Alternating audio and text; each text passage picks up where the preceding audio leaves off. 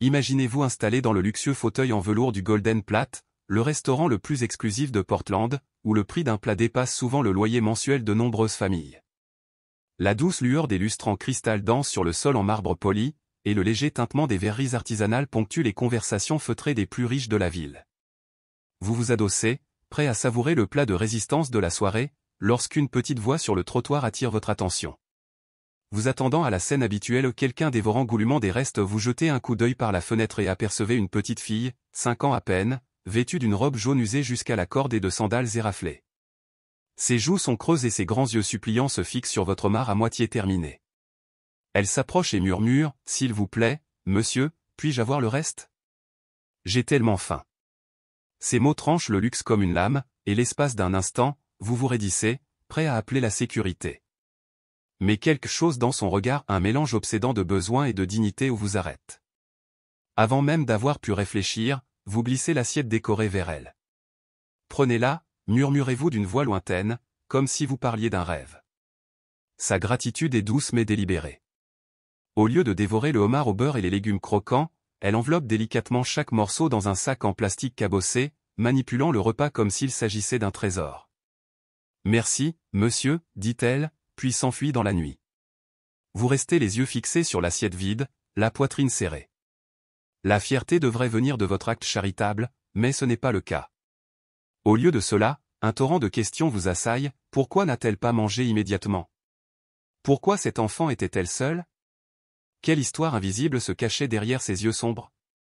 Poussé par quelque chose que vous ne pouvez nommer la culpabilité, la curiosité, la compassion, vous abandonnez votre dîner de victoire. Vous jetez quelques billets sur la table et franchissez les rideaux de velours du restaurant pour pénétrer dans les rues fraîches et éclairées au néon. Vos chaussures en cuir italien claquent sur le trottoir tandis que vous cherchez la fille, poussée par une urgence que vous n'avez jamais ressentie auparavant. La circulation bourdonne au loin, mais de près, la ville semble vide, pleine d'attente. Là, elle s'élance dans une ruelle étroite, sa silhouette menue engloutie par les ombres.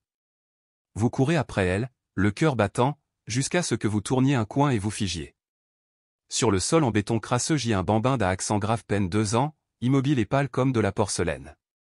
Mia Claire, l'aînée, est agenouillée près de sa sœur, berçant ses petites épaules.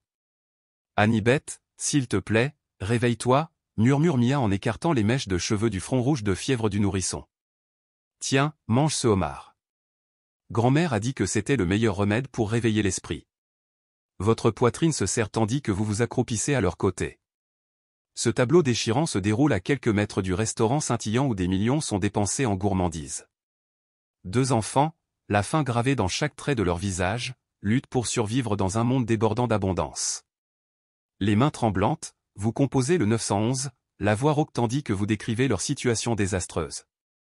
Les sirènes retentiront bientôt, mais la véritable urgence est plus profonde. Comment avez-vous pu ou comment l'un d'entre nous détourner le regard? À cet instant, vous réalisez que cette rencontre n'a jamais été une question de charité. C'était un miroir reflétant votre propre humanité perdue, enfouie sous des couches de succès et d'opulence. Vous vous demandez, est-ce la culpabilité qui vous a propulsé dans la nuit? Ou quelque chose de plus vrai, une impulsion d'inquiétude sincère qui refuse d'être étouffée par la richesse? Quoi qu'il en soit, le choix de suivre un enfant désespéré a réécrit à jamais le cours de 3 vies, la sienne, celle de sa sœur et la vôtre. Le pouls de Richard résonnait à ses oreilles tandis qu'il s'enfonçait dans l'obscurité béante de la ruelle. Une rafale mordante fouettait son col, mais le véritable frisson ne venait pas du vent, il s'infiltrait dans sa poitrine, une boule de terreur se serrant. Chaque pas résonnant sur le trottoir fissuré semblait amplifier le souvenir des yeux hantés de Mia Claire, la peur dans sa voix tandis qu'elle s'élançait, serrant contre elle un maigre paquet de nourriture volée.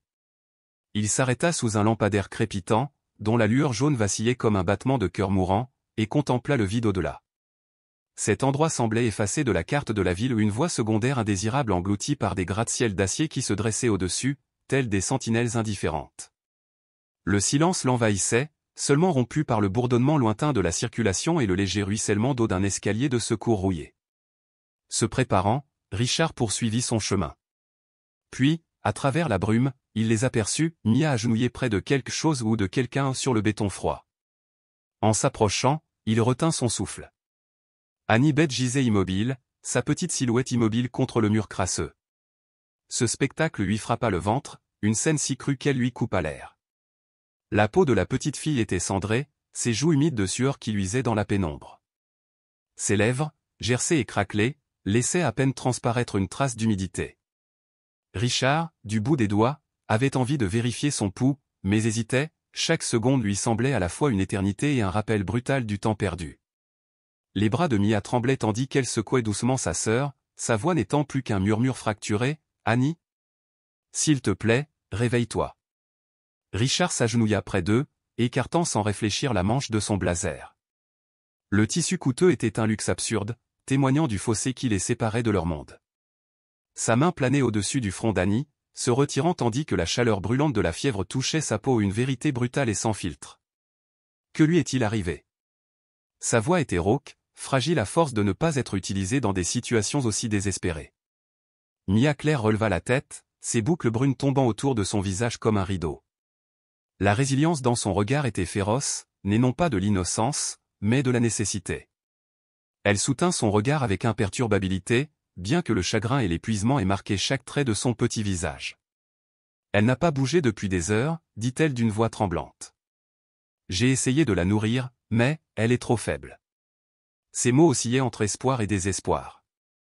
L'esprit de Richard s'emballa. Quelques instants plus tôt, il savourait un dîner somptueux à quelques rues de là, où les bouteilles de vin coûtaient plus cher que le salaire hebdomadaire d'une famille, où des rires creux résonnaient sous les lustres en cristal. Et là, deux sœurs gisaient dans la poussière, oubliées du monde d'en haut. Il trouva son téléphone dans la poche de son manteau, les mains tâtonnant comme dans un rêve fiévreux, et composa le 911. Ces mots jaillirent, un enfant inconscient, possiblement affamé, besoin urgent d'aide médicale. Pendant qu'il parlait, les doigts de Mia Claire jouaient avec un médaillon terni qu'elle pressait contre sa poitrine. Richard remarqua l'argent délavé et la forme d'une photographie à l'intérieur. Lorsqu'il raccrocha, la curiosité le poussa à avancer. « Puis-je » demanda-t-il doucement, demandant la permission du regard. Mia hocha la tête, tremblante. Doucement, elle ouvrit le médaillon. À l'intérieur se trouvait le portrait d'une femme âgée, un regard serein et bienveillant, remontant à des décennies passées. Qui est-elle? La voix de Richard était un murmure, mais elle résonnait comme un tonnerre dans le silence de la ruelle. La gorge de Mia se serra, un sanglot qu'elle refusait de lâcher. « Grand-mère » murmura-t-elle. Elle nous racontait des histoires. Elle nous promettait que nous serions en sécurité. Son regard croisa celui de Richard, et quelque chose se transforma dans sa poitrine, un souvenir, longtemps enfoui, renaissant de ses cendres. Richard eut le souffle coupé. Le visage dans le médaillon lui était douloureusement familier. Il déglutit difficilement. « Émilie ? Émilie Hartwell ?» Sa voix se brisa lorsque le nom jaillit. La même Émilie qu'il avait recueillie lorsqu'il était un orphelin des rues affamées, la femme qui lui avait témoigné de la gentillesse alors que le monde ne lui avait rien donné. Il avait accepté sa générosité, puis honteusement on l'avait oublié, emportant ses lettres sans les ouvrir, l'enfouit dans l'ombre de sa fortune. Les yeux de Mia s'écarquillèrent, l'espoir et l'incrédulité s'affrontant au plus profond d'eux. « Tu la connaissais ?» Richard hocha la tête, incapable de parler. Le regret l'envahit, pour chaque lettre restée sans réponse, chaque promesse non tenue, chaque instant où il s'était détourné. Il posa doucement sa main sur celle de Mia. « Je suis tellement désolé » parvint-il à dire. « J'aurais dû être là pour elle, pour toi. Mais je serai là maintenant. Je vous le promets à tous les deux, les secours arrivent. » Les sirènes fusèrent dans la nuit, se rapprochant. Les gyrophares de l'ambulance peignirent la ruelle de rouge et de bleus impérieux. Mia prit sa sœur dans ses bras et la berça doucement. Richard se leva, lissa les débris de sa veste et se plaça à côté d'eux. Il sentit le poids de ses erreurs passées peser lourdement sur ses épaules, mais en dessous, une étincelle de détermination s'alluma. Il ne laisserait pas filer les petites filles de sa grand-mère. Cette fois, il répondrait à chaque lettre, tiendrait chaque promesse et se battrait pour elle de toutes ses forces. Alors que les ambulanciers tournaient au coin de la rue, Richard croisa le regard de Mia, un vœu silencieux échangé entre eux. La nuit semblait moins froide maintenant, quelque part dans l'obscurité, l'espoir reprit racine. Les jours qui suivirent se transformèrent en une succession interminable de couloirs d'hôpital, d'appels téléphoniques urgents et de cauchemars logistiques auxquels Richard n'aurait jamais imaginé être confronté. Chaque matin, il arrivait à l'hôpital Riverside bien avant le lever du soleil, et chaque soir, il rentrait chez lui à contre-cœur, préparant ses rendez-vous, ses thérapies et ses démarches administratives pour le lendemain. Mia, Claire et la petite Annibeth étaient enfin sorties d'affaires physiquement stables, du moins mais les cicatrices de la négligence étaient profondes. La petite silhouette d'Annibeth, autrefois douloureusement amaigrie par une malnutrition chronique, reprenait peu à peu des forces, chaque gramme supplémentaire étant un triomphe. Mia Claire, avec son esprit indomptable, révélait des blessures bien plus invisibles, des fractures émotionnelles qui la rendaient à la fois farouchement protectrice envers Annibeth et méfiante envers quiconque tentait de s'approcher. Assis à son chevet, Richard sentit le poids de la responsabilité s'installer autour de lui comme une ancre. Les triomphes vides des victoires au conseil d'administration semblaient désormais creux comparés au simple espoir qui flottait dans la poitrine de Mia Claire. Pour la première fois depuis des années, il éprouva quelque chose de bien plus profond que n'importe quel bilan financier, une connexion authentique. C'était le courage discret de Mia Claire qui l'étonnait le plus. Le traumatisme avait menacé de l'écraser, mais il avait au contraire révélé une force intérieure qu'aucun adulte de sa connaissance ne pouvait égaler. Un soir, alors qu'un crépuscule rosé filtrait à travers les stores de l'hôpital, Mia Claire tenait le médaillon en argent terni qu'elle portait toujours. « J'ai dit à grand-mère que tout irait bien », murmura-t-elle, ses petits doigts effleurant le bord. Elle a promis qu'un jour, les choses s'amélioreraient. Parfois, les gens ont juste besoin d'un rappel du bien. Sa voix, douce mais ferme, tira le cœur de Richard. Il se souvint de mademoiselle Émilie, son propre modèle de bonté à l'orphelinat dont la foi en la bonté humaine l'avait façonné. Maintenant, cette même lumière brillait en Mia Claire, intacte face à l'adversité. Au fil des semaines, Richard fit un choix qui allait surprendre ses collègues. Il quitta ses fonctions de PDG et prit officiellement un congé. Les appels professionnels restèrent sans réponse, les contrats non signés restèrent sur son bureau, rien ne comptait plus que de nourrir le fragile espoir que ces jeunes filles incarnaient. Aux côtés de médecins dévoués, d'une pédopsychiatre bienveillante et d'un réseau de travailleurs sociaux, il s'assura que Mia Claire et Annibeth recevaient non seulement des soins médicaux, mais aussi la tendre affection dont elles avaient longtemps été privées. Annibeth restait fragile, mais chaque jour apportait des progrès, un regard plus clair, des rires hésitants et une envie d'explorer le monde au-delà des murs de l'hôpital.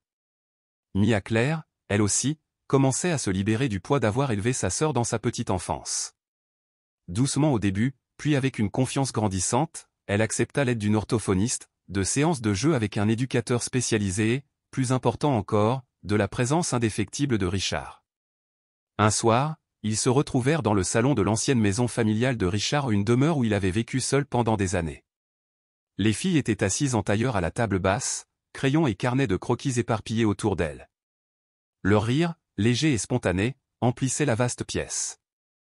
Richard les observait, l'émotion lui montant à la poitrine, fierté, soulagement, culpabilité pour tout ce qu'elles avaient enduré et gratitude pour cette nouvelle normalité fragile. « Tu sais, s'aventura-t-il en s'installant au bord du canapé, je suis sûr que grand-mère aurait adoré cette maison. » Sa voix tremblait. Mia Claire leva les yeux brillants d'émerveillement. « Tu crois vraiment ça ?» demanda-t-elle d'un ton plein d'espoir. « Je sais », répondit Richard en déglutissant difficilement. « Elle a toujours aimé les retrouvailles, trouver une famille là où on s'y attend le moins. Je pense qu'elle serait fière de toi aussi. » Il marqua une pause, captant le rythme régulier de leur respiration, le léger grattement du crayon sur le papier. « Je lui ai promis il y a longtemps de lui rendre sa gentillesse. Et maintenant, je le fais enfin. » Chaque jour qui passait, le rôle de Richard passait du rôle de tuteur à celui de membre à part entière de la famille. Le lien forgé dans la crise s'épanouissait en après-midi rempli de rires, d'histoires au coucher et de « bonsoir » murmurés d'une manière que ni lui ni les filles n'auraient pu prévoir. Pourtant, le plus grand défi les attendait, leur père, Anthony Collins. Après son overdose, Anthony était entré en cure de désintoxication, luttant à la fois contre la dépendance physique et contre la honte qu'il avait maintenue cachée si longtemps. Richard avait assuré à Mia Claire et Annibeth qu'elles ne subiraient plus jamais un tel abandon, mais il comprenait aussi que guérir leur passé brisé nécessitait de l'affronter.